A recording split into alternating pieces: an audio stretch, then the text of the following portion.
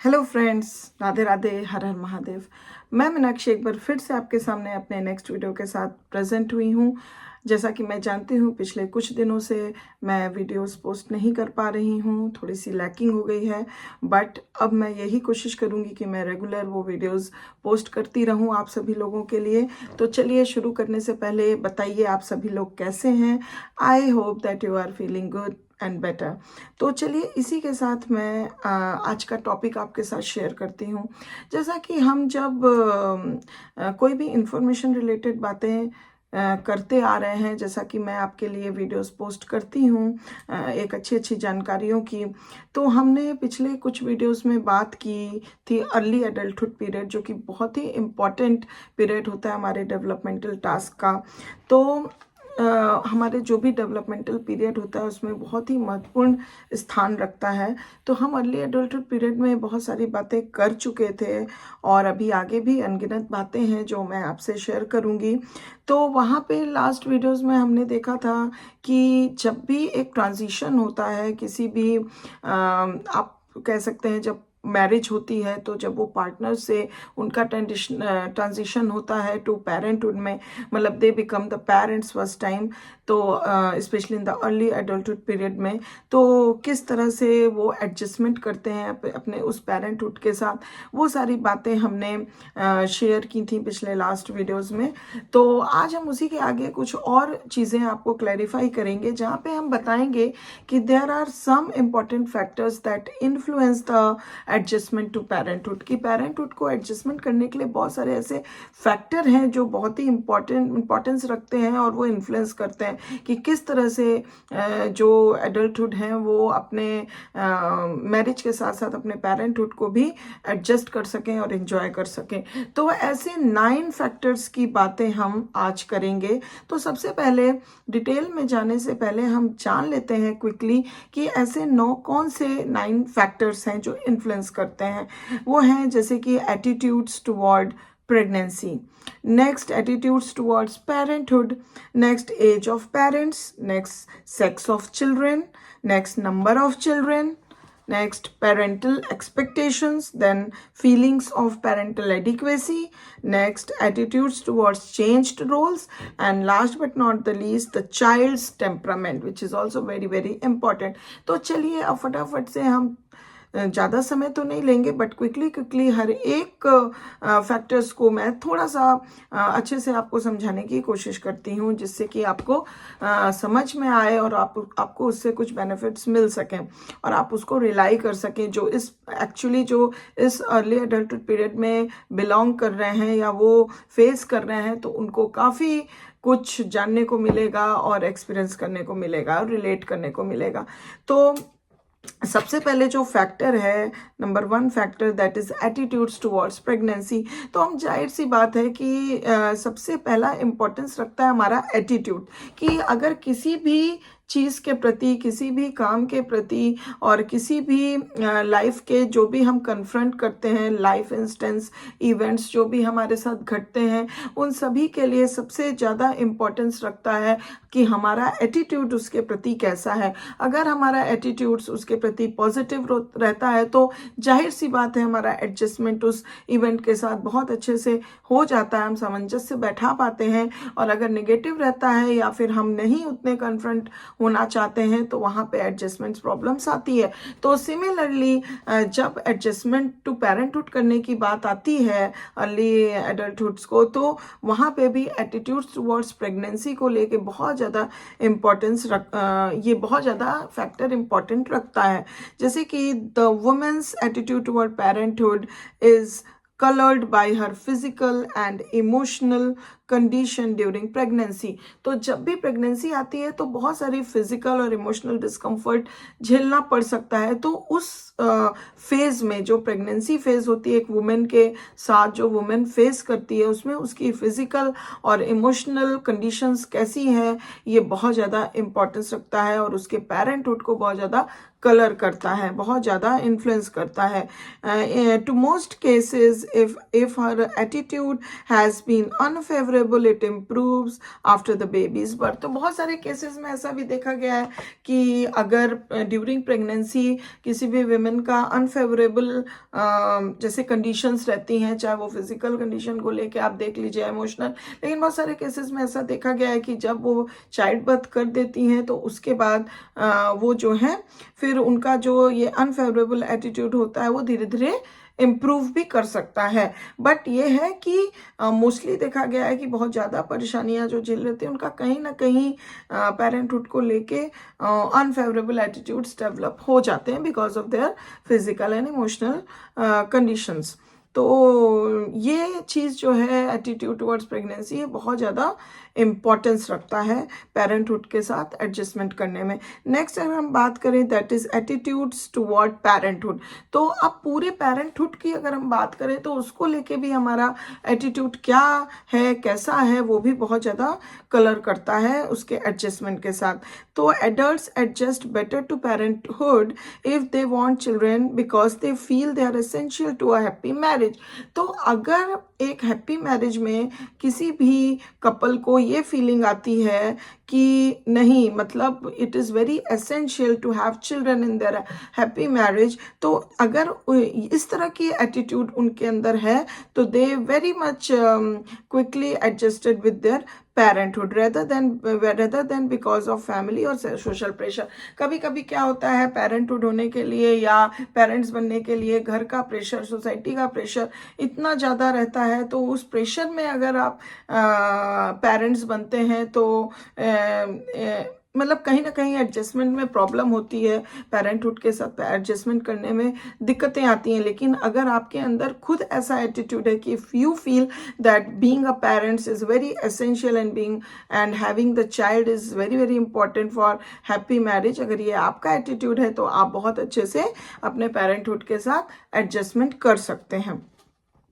Next अगर factor की बात करें तो that is age of parents. तो एज ऑफ पेरेंट्स भी बहुत ज़्यादा इम्पॉर्टेंस रखता है। जैसे कि अगर हम देखें कि young parents tend to take their parental responsibilities lightly and not allow them to interfere too much with their other interests and pleasures।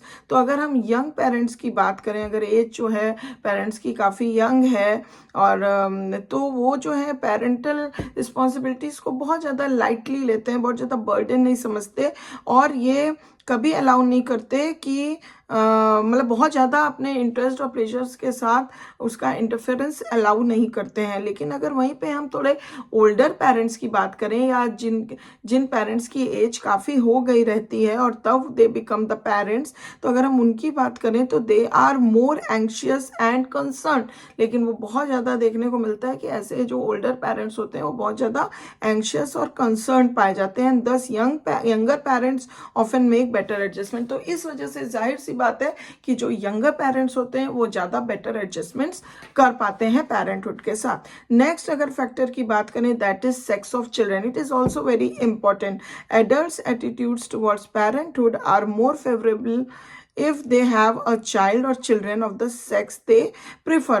तो जो एडल्ट्स का एटीट्यूड होता है टुवर्ड्स पेरेंटहुड वो बहुत ज़्यादा फेवरेबली इन्फ्लुएंस करता है, जबकि चाइल्ड या चिल्ड्रन जो भी उनके होते हैं वो उनके प्रेफरेबल सेक्स के अगर हो गए तो वो उनका एडजस्टमेंट पेरेंटहुड के साथ बहुत ज़्यादा ईजिली हो जाता है। नेक्स्ट अगर हम फैक्टर की बात करें तो नंबर ऑफ चिल्ड्रन। तो नंबर ऑफ चिल्ड्रन भी बहुत ज़्यादा फैक्टर जो है वो इन्फ्लुएंस करता है एडजस्टमेंट टू पेरेंटहुड के साथ। When adults have the number of children they consider ideal their adjustments to parenthood will be better than if they have more or fewer children than they want। तो जब adults का number of children जो कि उनके लिए ideal है, जैसे कोई एक चाइल्ड चाहता है, कोई 2 चिल्ड्रन चाहते हैं, कोई 3 बच्चे चाहते हैं, तो कोई ज़्यादा चाहता है, कोई फीवर बच्चे चाहते हैं, तो इस तरह से जो उनके हिसाब से आइडियल नंबर होता है चाइल्ड का, अगर उस हिसाब से उनको बच्चे हुए या वो किए तो वहाँ पे उनका एडजस्टमेंट है काफ़ी ईजिली हो जाता है और अच्छे से फेवरेबल हो जाता है, रेदर देन कि जितना वो आइडियल मान के चल रहे हैं उससे ज़्यादा या कम बच्चे अगर उनको हो गए, तो number of children is also very very important. Next अगर हम बात करें दैट इज पेरेंटल एक्सपेक्टेशंस। तो पेरेंटल एक्सपेक्टेशन जो प्री उनकी एक्सपेक्टेशंस होती हैं वो भी बहुत ज़्यादा कलर करती हैं to the adjustments with the parenthood. जैसे कि parents have a dream child concept, अगर पेरेंट जो है पहले से एक ड्रीम चाइल्ड कॉन्सेप्ट अपने अंदर बैठा लेंगे या अपने चाइल्ड को लेके कोई कॉन्सेप्ट प्री कॉन्सेप्ट बना लेंगे तो their adjustments to parenthood will be affected. तो इस वजह से उनका जो एडजस्टमेंट पेरेंटहुड के साथ है वो कहीं ना कहीं अफेक्टेड होगा by how well the child measures up to this ideal.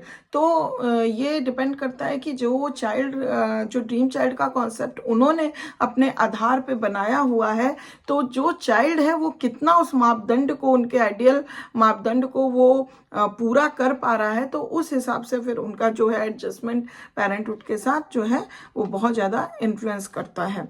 तो it depends on the child's capabilities to just break the bar, और जो भी उन्होंने एक कॉन्सेप्ट बना के रखा है अगर उस हिसाब से बच्चा पूरी उस मापदंड पे उतर पाता है, आइडियलशिप पे उतर पाता है, तो इजीली पेरेंट्स जो हैं वो अपना एडजस्टमेंट कर पाते हैं, अदरवाइज कहीं ना कहीं फिर दिक्कतें आती हैं। नेक्स्ट अगर बात करें तो that is feelings of parental adequacy. तो एक अपने अंदर भी पेरेंट्स के अंदर अपने एडिक्वेसी कि मैं लायक हूँ कि नहीं बीइंग अ पेरेंट, और कितना मेरे में अभी फ्लॉज है या मैं कितने स्ट्रांगली इस रिस्पॉन्सिबिलिटीज़ को फेस कर सकता हूँ या कर सकती हूँ एज अ पेरेंट। तो ये भी जो फीलिंग होती है अपनी पेरेंटल एडिक्वेसी की, ये भी बहुत ज़्यादा एडजस्टमेंट को इन्फ्लुएंस करती है पेरेंटहुड के एडजस्टमेंट को। जैसे कि conflicts about child training methods lead to confusions and the feelings of anxiety about doing the job well। तो जैसे कि कॉन्फ्लिक्ट जो चाइल्ड ट्रेनिंग मेथड्स को लेके कभी कभी उत्पन्न हो जाती हैं, ये बहुत सारे कन्फ्यूजन्स क्रिएट कर देती हैं और एंग्जाइटी की फीलिंग भी उत्पन्न कर देती हैं कि क्या वो अपने काम को बखूबी अच्छे से कर पा रहे हैं कि नहीं, and this has an unfavourable effect on the adults' adjustments to parenthood. तो इस वजह से क्या होता है कभी कभी इसका बहुत ही अनफेवरेबल इफेक्ट पड़ता है एडल्ट के एडजस्टमेंट में पेरेंटहुड के साथ। तो ये भी बहुत एक इम्पॉर्टेंट फैक्टर माना गया है। अगर नेक्स्ट अगर हम बात करें that is attitudes toward changed roles। Parenthood means that both the men and the women must learn to play family centered rather than pair centred roles. तो जैसे कि क्या होता है जब आप पार्टनर्स रहते हैं, कपल रहते हैं, तो आपका जो सेंटर ऑफ अट्रैक्शन या जो रोल रहता है वो हम कह सकते हैं पेयर ओरिएंटेड रहता है। आप कपल के तरह कोई भी काम करते हैं, पार्टनर की तरह कोई भी रोल को प्ले करते हैं, but after becoming a parent तो आपका वो जो रोल है उसमें जो है चेंज आ जाता है। तो आप फिर फैमिली के तरह आपको अपने रोल को प्ले करना पड़ता है, एक मैच्योरिटी और रिस्पॉन्सिबिलिटी डेवलप करनी पड़ती है, सिर्फ पेयर सेंटर्ड होके आप काम नहीं कर सकते। तो अब इस चेंज रोल के तरफ आपका एटीट्यूड कैसा है यही बहुत ज़्यादा इन्फ्लुएंस करता है कि आप अपने पेरेंटहुड जो आप पेरेंट्स बन रहे हैं उसमें आप कितना अपना एडजस्टमेंट कर पा रहे हैं। How man and women react to these role changes will have a profound influence on their adjustment to parenthood. तो ये बहुत ज़्यादा प्रोफाउंड इन्फ्लुएंस करता है पेरेंटहुड के एडजस्टमेंट में।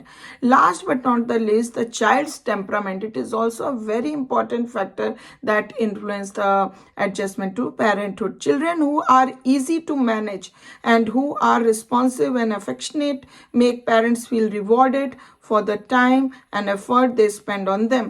तो क्या होता है वो बच्चे जो बहुत ज़्यादा किसी भी माहौल में किसी भी परिस्थितियों में इजीली मैनेजेबल होते हैं और रिस्पॉन्सिव होते हैं, अफेक्शनेट होते हैं टुवर्ड्स देयर पेरेंट्स कि उन्होंने उनके लिए जो भी किया, तो इस तरह से क्या होता है पेरेंट्स फील रिवॉर्डेड।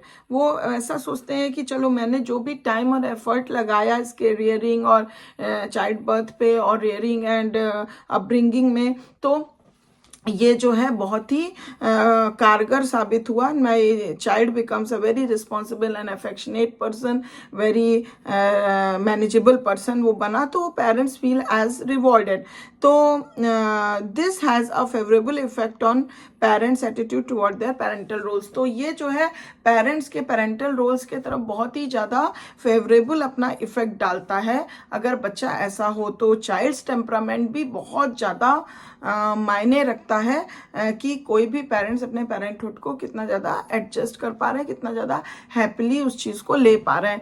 तो मैं आशा करती हूँ, आई होप कि ये जो भी मैंने इंपॉर्टेंट फैक्टर्स बताए हैं जो एडजस्टमेंट ऑफ टू पेरेंटहुड को अर्ली एडल्टहुड में जो इन्फ्लुएंस करते हैं वो आपको काफ़ी पसंद आई होगी, समझ में आई होगी, अच्छी लगी होगी. अगर आपको इससे रिलेटेड किसी भी तरह की कोई भी क्वेरी हो, क्वेश्चन हो, किसी भी तरह का कोई कमेंट हो, तो please feel free to comment me and ask me any of the questions. और मैं आप ही के लिए हूँ, आप ही की समस्याओं को सुलझाने के लिए और अच्छे से अच्छी इन्फॉर्मेशन आपको आप तक पहुँचाने के लिए हूँ. तो please try to connect with me, मुझे बहुत अच्छा लगेगा.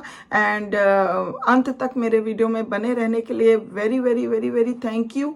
एंड प्लीज़ अगर अच्छी लगी है इन्फॉर्मेशन तो एक लाइक ज़रूर दे दीजिए. Please like and subscribe my channel, जिससे कि मैं थोड़ा और इंकरेज हूँ और आप तक और भी अच्छी अच्छी इन्फॉर्मेशंस मैं पहुँचाती रहूँ. प्लीज़ मेरे चैनल के साथ जुड़िए, मुझे आगे बढ़ाइए, जिससे मैं ज़्यादा से ज़्यादा अपना योगदान आप तक पहुँचा सकूँ, आपको अच्छी अच्छी इन्फॉर्मेशन प्रदान कर सकूँ. तो इसी के साथ आज का ये सेशन मैं एंड करती हूँ. मैं फिर से जल्दी ही आऊँगी अपने नेक्स्ट ब्यूटीफुल सेशन के साथ. टिल देन आप सभी लोग अपना बहुत अच्छे से ध्यान रखिए. Please take good care of yourself. Bye bye.